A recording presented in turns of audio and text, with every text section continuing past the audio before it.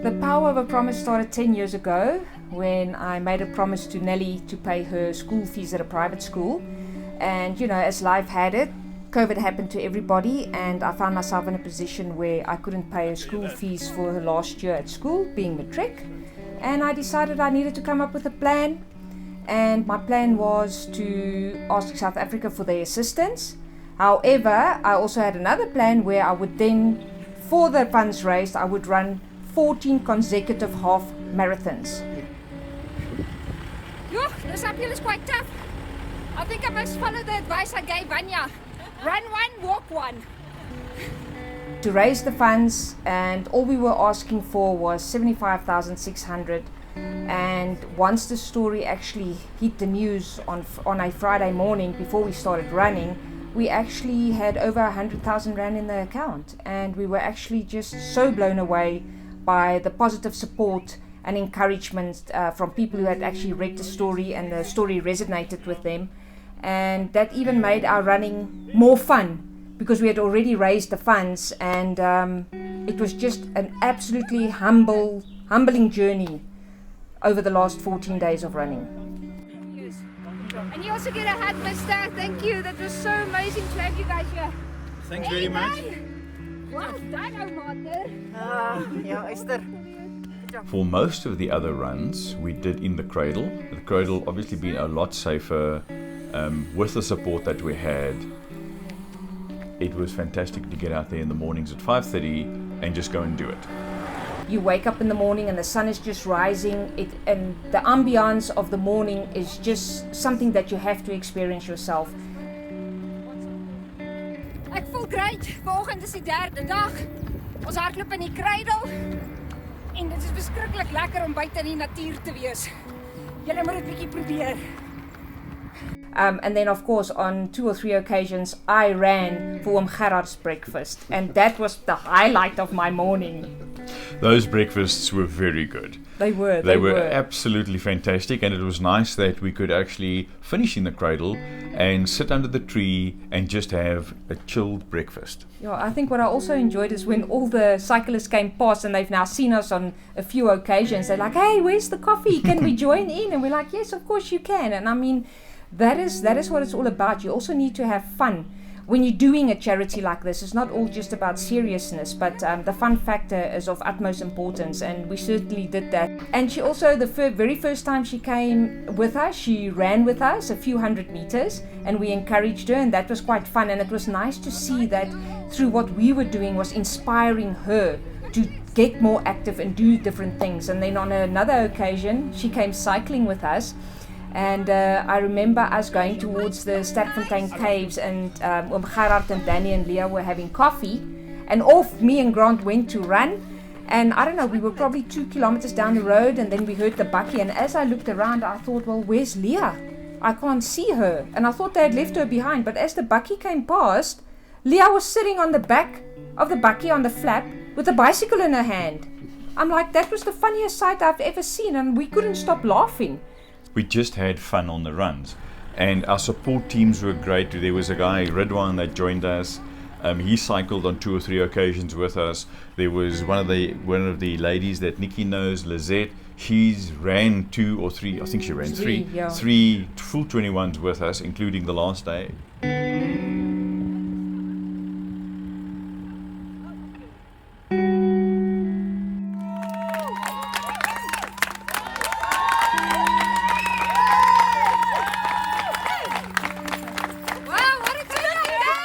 The Saturday at the gym, I mean, that was amazing. It was. The turnout was mind-blowing. I never expected that.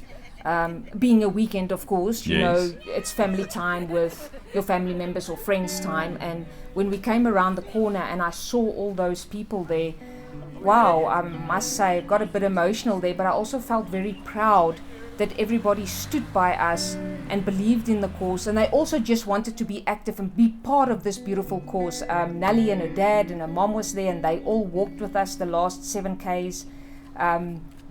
It was, I must say, very nice to walk for a change, not having to run the last 7Ks, but it was also extremely nice to catch up with people and actually have a chat. And Vanya as well, I was very impressed with her. She had never walked 7Ks before. And that day she just said, I am doing this. And, a big thank you to Grant for actually sticking with her and bringing her home. And she should feel very proud of her accomplishment that day. And so should everybody else who's actually never done a 7K walk before.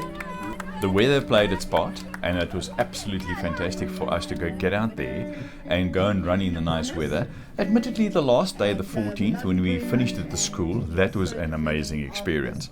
When we ran in the hot weather, because we had to be there at 11 o'clock, what they had done for us there was so overwhelming actually. But we got hot, because I think when we finished running it was about 28 degrees, if I remember correctly. Yes, no, we were very, very lucky with the weather. And I remember you sitting in bed in the morning like, okay, let's check the weather and let's see what it's doing. And I think I recall one day in the cradle where we had cloud cover and there was lightning in the distance. Yes. But then we ran in a different direction.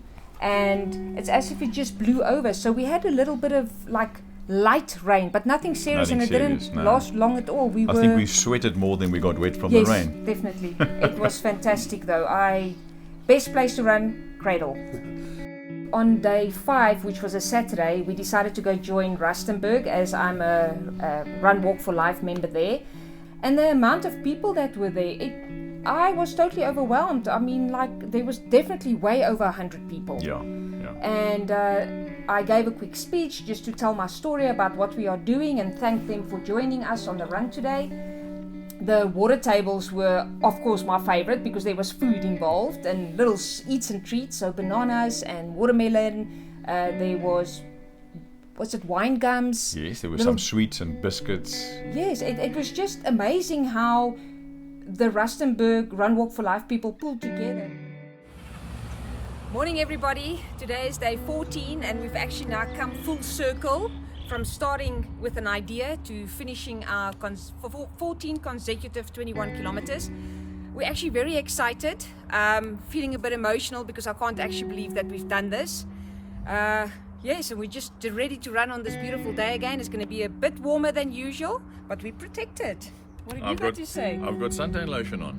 That's it. He's expecting to have a tan. I'm going to have a tan. It's going to look quite nice, see that I can't go to the beach when I'm supposed to. But yes, guys, here we are for day 14 eventually.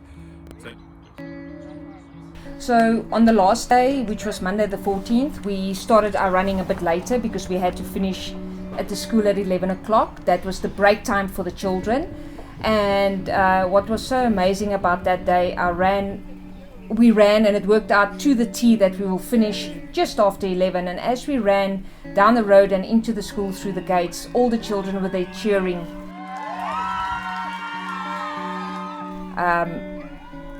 And they even had a finish line with a red ribbon. I mean, wow. And Nelly was standing there with a banner with her friends. All the teachers were there and they just kept on cheering. And it was a very emotional moment. I tried very hard not to let the tears roll down my cheek and be strong. But yeah, if I think about it now, I just get goosebumps because it was amazing to actually be there and you've actually achieved what you put out to achieve 6 weeks before.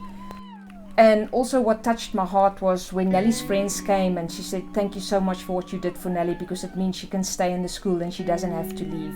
And that really, really touched me deeply and also just shows me that these kids are aware of what we've done and we showed love and kindness in a different way during the month of love.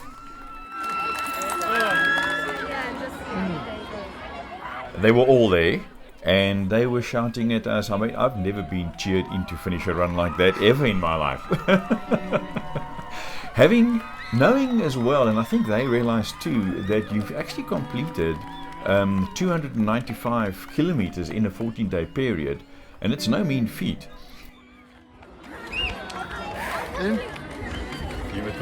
Sure, I'm in total awe of everybody who's come together to congratulate us on this huge feat of 295 kilometers, 0.4. Oh, don't forget the 0.4, it's important.